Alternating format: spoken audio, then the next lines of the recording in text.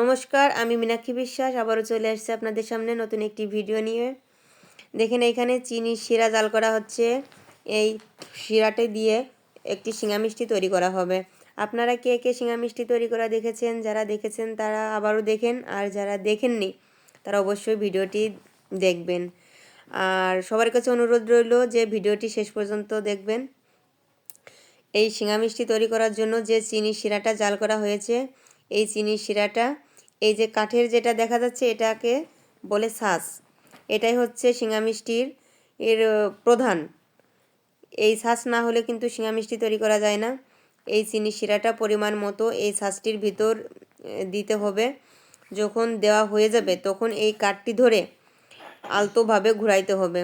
এই কাঠের ভিতর কিন্তু সুন্দর ডিজাইন করা আছে, ওই যে দেখেন দেখা যাচ্ছে, দারুণ ডিজাইন। এখন এটিকে আলতোভাবে ঘোরাইতে হবে। ঘুরাইতে ঘুরাইতে চিনি শিরাটা কাঠের গায়ে লেগে যাবে। যখন ঘোরানো শেষ হবে তখন কিছু সময়ের জন্য এই ছাঁচটিকে রেখে দিতে হবে। তারপর এটি বের করতে হবে। দেখেন বের করার জন্য এখানে পেপার নেওয়া হয়েছে, তারপরে আলতোভাবে এটি বের করা হচ্ছে। শুধু একটি নয়, অনেকগুলো শিঙা মিষ্টি তৈরি করেছে ভাই।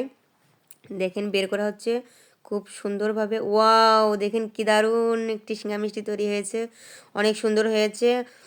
অবশ্যই কেমন হয়েছে জানাবেন। আর ভিডিওটি দেখার জন্য আপনাদেরকে অসংখ্য অসংখ্য ধন্যবাদ।